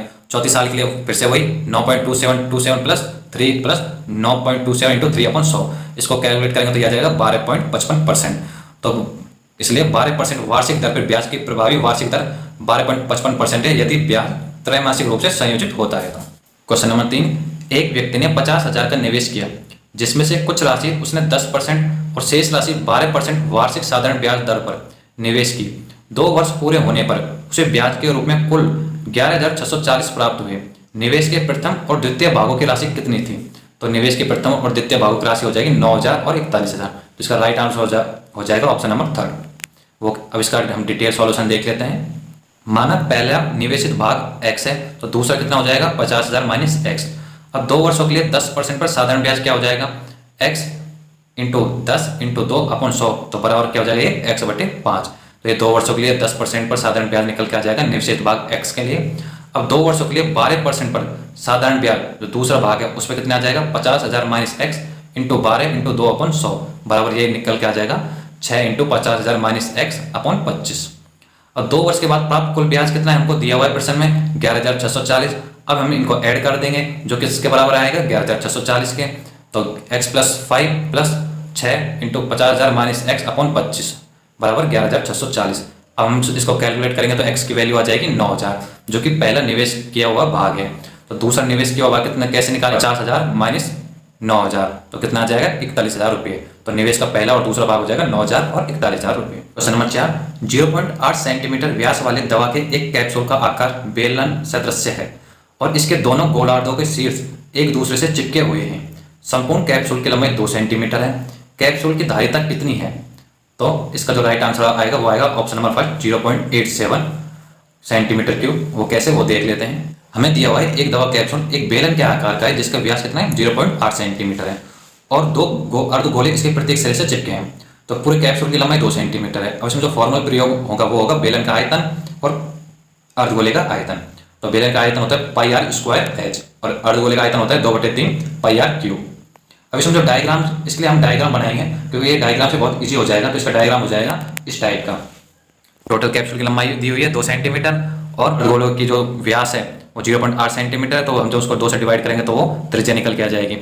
अब हम आगे इसको सॉल्व करते हैं। व्यास 0.8 सेंटीमीटर हम त्रिज्या निकाली 0.4 सेंटीमीटर। बेलन की ऊंचाई कितनी हो जाएगी h बराबर जो कैप्सूल की टोटल लंबाई 2 है माइनस 0.4 माइनस 0.4 अर्धवृत्त की त्रिज्या हम माइनस कर देंगे तो ये आ जाएगा 1.2 सेंटीमीटर बेलन की हाइट आ जाएगी। अब कैप्सूल की कुल क्षमता हम निकालेंगे तो बेलन का आयतन प्लस 2 इंटू अर्धगोले का आयतन। तो बेलन का आयतन का फॉर्मूला हम जानते हैं πr² होता है प्लस 2 इंटू अर्धगोले का आयतन 2/3 πr³। अब इसको हम जब कैलकुलेट करेंगे तो जो वैल्यू निकल के आएगी वो आएगी 0.87 सेंटीमीटर क्यूब। तो कैप्सूल की क्षमता कितनी हो जाएगी 0.87 सेंटीमीटर क्यूब। क्वेश्चन नंबर 5, 18 ग्राम 4.5 kg का कितना प्रतिशत है? तो ये आ जाएगा 0.4%। Option number 2 right answer. कैसे वो देख लेते हैं। को एक भाग का मान दिया 18 ग्राम जो कि संपूर्ण मान कितना है 4.5 kg का। तो इसको हम ग्राम में चेंज कर लेंगे तो ये हो जाएगा 4,500 ग्राम। तो 18 4,500 ग्राम कितना हो जाएगा तो 18/4,500 इंटू 100 बराबर 0.4%। इसलिए 18 ग्राम 4.5 kg का 0.4% होगा। क्वेश्चन नंबर 6, एक पुस्तकालय में हर रविवार को औसतन 502, हर शनिवार को औसतन 475 और सप्ताह के अन्य दिनों में औसतन 340 पर्यटक आते हैं। रविवार को शुरू होने वाले 30 दिनों के एक महीने में प्रतिदिन आने वाले पर्यटकों की औसत संख्या क्या होगी? तो इसकी औसत संख्या होगी ऑप्शन नंबर 4 385। कैसे वो देख लेते हैं। यदि रविवार को शुरू होता है महीना तो 5 रविवार 4 शनिवार और 21 कार्य दिवस के दिन पड़ेंगे। तो प्रश्न के अनुसार रविवार को आगंतुकों की संख्या कितनी हो जाएगी 502 इंटू 5 बराबर 2510। शनिवार को 475 इंटू 4 क्योंकि 4 शनिवार पड़ रहे हैं तो 1900। बाकी अन्य दिनों में कितनी लोग आते हैं 340 तो इंटू 21 बराबर 7,140। तो औसत निकल जाएगा इनका 2510 प्लस 1900 प्लस 7,140। तो हम इनको ऐड करेंगे तो इसको हम भाग दे देंगे 30 का तो औसत निकल के आ जाएगा। ये टोटल कितने हो जाएंगे 11,550 डिवाइड 30 बराबर 385। क्वेश्चन नंबर 7, 3 से 1/7 प्लस 4 से 3/7 प्लस 7/6 को एक पूर्णांक संख्या बनाने के लिए इसमें से कितना घटाना होगा? तो इसमें से 31/42 घटाना होगा। इसका राइट आंसर हो जाएगा ऑप्शन नंबर 2। कैसे वो देख लेते हैं। जब हम इसको सॉल्व करेंगे तो 3 से 1/7 का क्या हो जाएगा 22/7 प्लस 4 से 3/7 की क्या वैल्यू होगी 31/7 प्लस 7/6 तो इक्वल टू 367/42।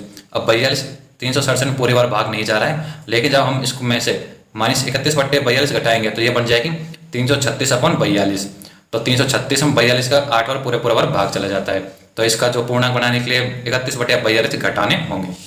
क्वेश्चन नंबर 8, 2 साइकिलों के मूल्यों के बीच अनुपात 7:8 था। 2 वर्ष बाद जब पहली साइकिल के मूल्य में 30% और दूसरी साइकिल के मूल्य में 1500 की वृद्धि होती है तो उनके मूल्यों के बीच अनुपात 15:16 हो जाता है। दूसरी साइकिल का वास्तविक मूल्य कितना था? तो दूसरी साइकिल का वास्तविक मूल्य निकल के आएगा 7,031.25। इसका राइट आंसर हो जाएगा ऑप्शन नंबर थर्ड। कैसे वो देख लेते हैं। माना पहले साइकिल का क्रय मूल्य कितना हो जाएगा 7x, दूसरी साइकिल का क्रय मूल्य कितना हो जाएगा 8x। और 2 वर्ष बाद पहली साइकिल का क्रय मूल्य कितना हो जाएगा 100 प्लस 30/100 इंटू 7x बराबर 9.1x। 2 वर्ष बाद दूसरी साइकिल का क्रय मूल्य कितना हो जाएगा 8x हमने माना हुआ है, तो कितना है इसमें बढ़ोतरी हो रही है 1500, तो 8x प्लस 1500।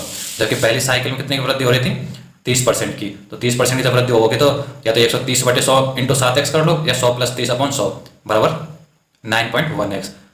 अब प्रश्न के अनुसार उनके क्रय मूल्य का अंतिम अनुपात 15:16 है, तो 9.1x अपॉन 8x प्लस 1500 बराबर 15/16 का हो जाएगा, क्योंकि जो 2 वर्ष बाद जिनका अनुपात है वो 15/16 है और 2 वर्ष बाद का जो क्रय मूल्य दोनों साइकिलों का वो कितना है 9.1x, दूसरे का 8x प्लस 1500। जब हम इसको कैलकुलेट करेंगे तो x की वैल्यू निकल के आएगी, वो आएगी 5625/6.4। दूसरी साइकिल का क्रय मूल्य कितना हो जाएगा 8x बराबर 8 इंटू 5625 5625/6.4, तो इक्वल टू कितना हो जाएगा 7031.25 रुपये। क्वेश्चन नंबर 9, एक आयताकार फर्श की लंबाई और चौड़ाई क्रमशः 14.35 मीटर और 11.55 मीटर है। इसे पूरी तरह से ढकने के लिए कम से कम कितनी वर्गाकार टाइल्स की आवश्यकता होगी, तो इसका आंसर हो जाएगा ऑप्शन नंबर 4 1353 टाइल्स की आवश्यकता होगी। अब आयताकार फर्श की लंबाई कितनी दी हुई है 14.35, तो इसको हम किस में सेंटीमीटर में चेंज कर लेंगे तो ये 1435 सेंटीमीटर हो गया।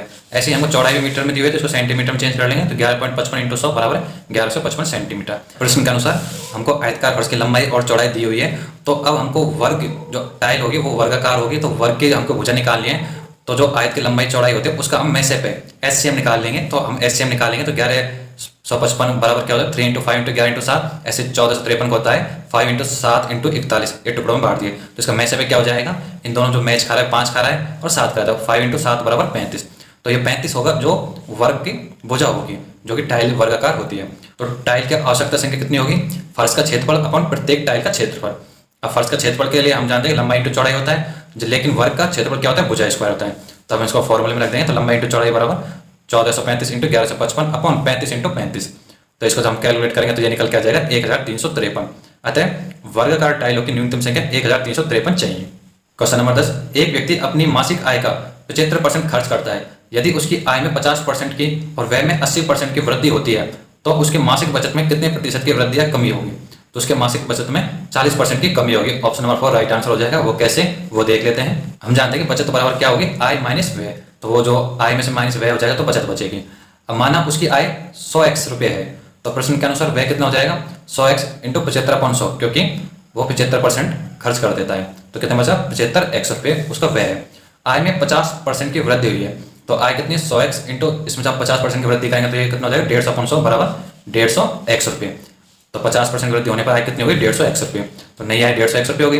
अब व्यय में 80% की वृद्धि हुई है, तो व्यय कितनी थी पहले 75x, उसमें 80 की वृद्धि होगी तो कितना हो जाएगा 180/100 बराबर 135x रुपये।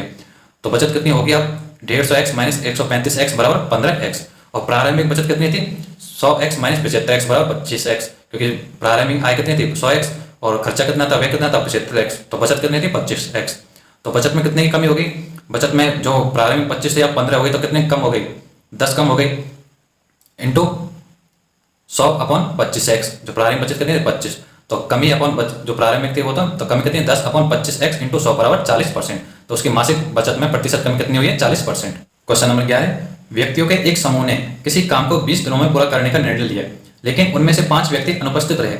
यदि समूह के अन्य व्यक्तियों द्वारा उस काम को पूरा करने में 24 दिन लगे तो मूल समूह में कितने व्यक्ति थे, तो इसका राइट आंसर हो जाएगा ऑप्शन नंबर 4 30 व्यक्ति थे। वो कैसे वो देख लेते हैं। माना प्रारंभ में पुरुषों की संख्या x है, तो प्रारंभ में जो पुरुषों की संख्या x है तो वो 20 दिनों में कार्य पूरा कर देते हैं, तो कार्य का टोटल कितना हो जाएगा x इंटू 20 बराबर किसका हो जाएगा, अगर x माइनस 5 5 मजदूर कम है तो वो 24 दिनों में उस कार्य को पूरा करते हैं, तो x माइनस 5 इंटू 24 के दिन इंटू संख्या जो इतनी लोगों की संख्या है उससे मल्टीप्लाई करेंगे तो काम आता है, तो काम पहले और बाद में इक्वल है, तो 20x बराबर 24x माइनस 120, तो x की वैल्यू आ जाएगी 30, तो प्रारंभ में पुरुषों की संख्या थी 30। क्वेश्चन नंबर 12, एक व्यक्ति ने 120 किलोमीटर की यात्रा स्टीमर से, 450 किलोमीटर की यात्रा रेलगाड़ी से और 60 किलोमीटर की यात्रा घोड़े से तय की। इस पूरी यात्रा में उसे 13 घंटे 30 मिनट का समय लगा। यदि रेलगाड़ी की चाल घोड़े की गति से 3 गुनी और स्टीमर की चाल से 1.5 गुनी है तो स्टीमर की चाल कितनी है, तो स्टीमर की चाल निकल के आएगी 40 kilometre per hour. Option number 4 right answer हो जाएगा। वो कैसे वो देख लेते हैं। हम जानते हैं कि समय बराबर होता है दूरी अपॉन चाल, तो माना घोड़े की चाल x किलोमीटर पर घंटा है, तो ट्रेन की कितनी हो जाएगी 3x किलोमीटर पर आवर। और ट्रेन की चाल दूसरी क्या हो जाएगी 1.5 इंटू स्टीमर की चाल, तो स्टीमर की चाल कितनी हो जाएगी 2x।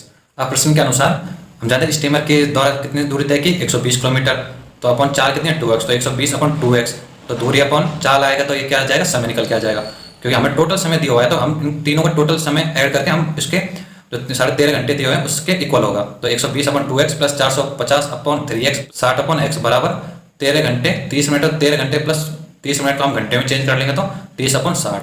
अब हम इसको कैलकुलेट करेंगे तो x की वैल्यू आ जाएगी 20, तो स्टीमर की चाल कितनी हो जाएगी जो कि 2x माने थे, तो बराबर 20 इंटू 2 बराबर 40 किलोमीटर पर घंटा। क्वेश्चन नंबर 13, दो अंकों की एक संख्या में इकाई का अंक दहाई के अंक से 4 अधिक है, यदि दी गई संख्या और इसके अंकों के योग का गुणनफल 370 है तो संख्या क्या होगी, तो वो संख्या होगी 37।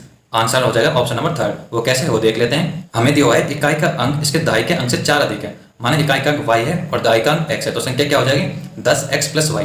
अब प्रश्न के अनुसार इकाई का अंक इसके दहाई के अंक से 4 अधिक है, तो y बराबर क्या हो जाएगा x प्लस 4।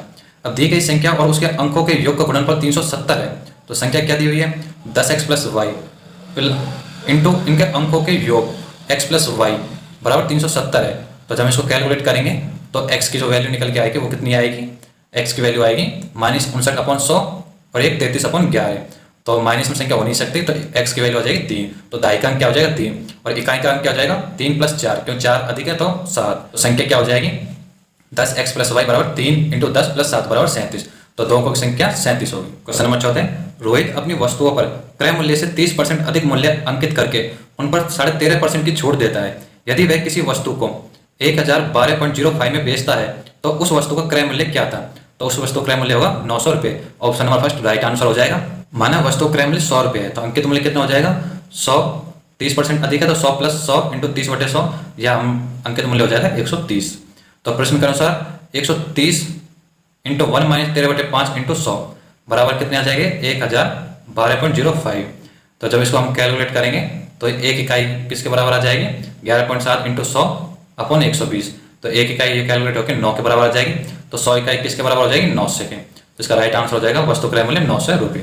क्वेश्चन नंबर 15, दो वृत्तों की त्रिज्या क्रम से 4 सेंटीमीटर और 3 सेंटीमीटर है, उस वृत्त का व्यास क्या होगा जिसका क्षेत्रफल दोनों वृत्तों के क्षेत्रफल के योग के 4 गुने के बराबर है, तो इसका राइट आंसर हो जाएगा ऑप्शन नंबर 20। वो कैसे वो देख लेते हैं। दो वृत्त की त्रिज्या 4 सेंटीमीटर और 3 सेंटीमीटर है, 4 सेंटीमीटर त्रिज्या वाले वृत्त का क्षेत्रफल पाई आर स्क्वायर, तो आर कितनी है 4 सेंटीमीटर, तो पाई इंटू 4 की पावर 2 बराबर 16 पाई। 3 सेंटीमीटर त्रिज्या वाले वृत्त का क्षेत्रफल हो जाएगा पाई आर स्क्वायर से ही पाई इंटू 3 की पावर 2 बराबर 9 पाई। वृत्तों के क्षेत्रफल का योग हो जाएगा 16 पाई प्लस 9 पाई बराबर 25 पाई। अब प्रश्न के अनुसार पाई आर स्क्वायर बराबर होता है 4 इंटू 25 पाई, जो कि हमको प्रश्न में दिया हुआ है, तो आर स्क्वायर बराबर हो जाएगा 100, आर बराबर हो जाएगा 10 सेंटीमीटर, तो व्यास बराबर होता है 2r, तो इंटू 2 इंटू 10 बराबर 20 सेंटीमीटर। ये हमारा मैथ का सेक्शन कंप्लीट हुआ। अब सेक्शन 4 जो कंप्यूटर के 10 क्वेश्चन आते हैं। क्वेश्चन नंबर फर्स्ट, इंटरनेट पर एक होस्ट से दूसरे होस्ट को फाइल स्थानांतरित करने के लिए निम्नलिखित में से किस प्रोटोकॉल का उपयोग किया जाता है, तो आंसर होगा ऑप्शन नंबर 2 FTP। FTP की फुल फॉर्म होती है file transfer protocol. Question number 2, MS excel में किसी सेल में फॉर्मूला बराबर 16/2 की पावर 3 का परिणाम क्या होगा, तो 16/2 की पावर क्यूब है तो 2 का क्यूब कितना हो जाएगा 8, तो 16/8 बराबर 2, तो इसका राइट आंसर हो जाएगा option number 2 right answer. Question number 3, MS word document में क्लिपबोर्ड कंटेंट को पेस्ट करने के लिए निम्नलिखित में से किस शॉर्टकट कुंजी का प्रयोग किया जाता है, तो कॉपी पेस्ट करने के लिए किसका किया जाता है Ctrl+V, और Ctrl+Z को अंडू करने के लिए किया जाता है, और Ctrl+C को कॉपी करने के लिए किया जाता है, और Ctrl+X को कट करने के लिए किया जाता है। क्वेश्चन नंबर 4, इंटरनेट में प्रत्येक कंप्यूटर की पहचान करने के लिए निम्नलिखित में से किसका उपयोग किया जाता है, तो इसका राइट आंसर होगा option number first IP address. IP address प्रत्येक डिवाइस का एक यूनिक कोड होता है। क्वेश्चन नंबर 5, MS एक्सेल के निम्नलिखित में से किस फीचर का उपयोग उसी रो या कॉलम में बगल के सेल के कंटेंट को तुरंत कॉपी और पेस्ट करने के लिए किया जाता है, तो इसका आंसर होगा option number 2 fill handle. Question number 6, MS word में टेक्स्ट की लाइन के ऊपर छोटे अक्षर अंकित करने के लिए निम्नलिखित में से किसका उपयोग किया जाता है, तो इसका राइट आंसर होगा ऑप्शन नंबर 4 सुपर स्क्रिप्ट। जो सुपर स्क्रिप्ट जो पावर में लगाते हैं छोटे अक्षरों में उसको सुपर स्क्रिप्ट बोलते हैं, तो right answer option number 4। Question number 7, MS word में पैराग्राफ को सिलेक्ट करने के लिए निम्नलिखित में से किस शॉर्टकट का उपयोग किया जाता है, तो इसका राइट आंसर होगा ऑप्शन नंबर फर्स्ट पैराग्राफ पर ट्रिपल क्लिक करके। क्वेश्चन नंबर 8, MS वर्ड 2007 में डॉक्यूमेंट को खोलने और बंद करने के संदर्भ में निम्नलिखित में से कौन सा कथन सत्य है? तो इसमें जो सत्य कथन होगा वो ऑप्शन नंबर 2 होगा। एक नई फाइल खोलने के लिए विंडोज बटन में न्यू पर क्लिक करेंगे। क्वेश्चन नंबर 9, एमएस एक्सेल की वर्कशीट में निम्नलिखित में से कौन एक कॉलम और एक रो के इंटरसेक्शन को संदर्भित करता है? तो वो इंटरसेक्ट को संदर्भित करने वाला वो क्या बन जाएगा? सेल, जहां कॉलम और रो एक दूसरे को इंटरसेक्शन करेंगे। तो इसका राइट आंसर हो जाएगा option number 2 cell. Question number 10, निम्नलिखित में से कौन सा एक ईमेल सेवा प्रदाता नहीं है? जीमेल प्रदाता है, याहू मेल भी है, हॉटमेल भी है, लेकिन ऑप्शन नंबर 2 कूल मेल नहीं है। तो इसका राइट आंसर हो जाएगा ऑप्शन नंबर 2। ये हमारे दिल्ली पुलिस कांस्टेबल का जो 1 दिसंबर को मॉर्निंग वाले शिफ्ट का पेपर सॉल्यूशन हो गया है। कल हम इसका आफ्टरनून वाले शिफ्ट का पेपर सॉल्यूशन लाएंगे सुबह 8 बजे। और इस वीडियो को ज़्यादा से ज़्यादा लाइक्स कीजिए, जिससे मैं पूरे 37 सेट्स आपको करा सकूं। और इनके आपको पीडीएफ चाहिए तो पीडीएफ आपको नीचे टेलीग्राम का लिंक दिया है, वो ज्वाइन कर सकते हो। और कोई भी इंक्वायरी हो तो आप मेरे को इंस्टाग्राम पे मैसेज कर सकते हो, नीचे लिंक दिया है। ऑनलाइन क्लासेस के नाम से इंस्टाग्राम आईडी है। बाकी आप अपनी तैयारी में लगे रहें। जय हिंद।